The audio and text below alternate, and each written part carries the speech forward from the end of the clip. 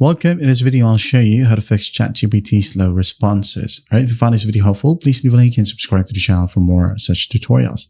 Now, the main reason why that is happening is because this specific chat right here, all right, these are chats.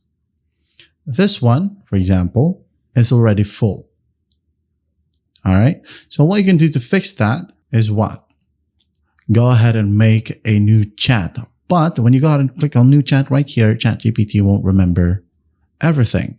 So what we'll do to keep the ideas or the background of these specific chat from here, okay, is to create or ask ChatGPT to make a prompt for you so that it will remember when you create a new chat.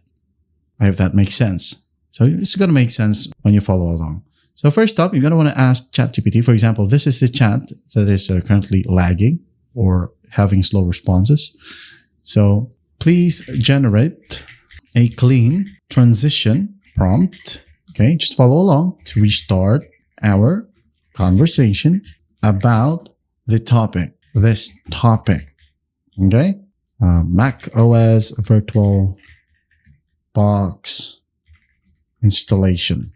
Okay. Type down the topic right here and then write down, but without losing the background or idea that we have made. Add in because this current chat is lagging. Maybe it's full. So just hit on enter. I'm sorry. And once that's done, as you can see, it says absolutely, here's a clean transition prompt you can paste into a new chat so we can continue exactly where we left off.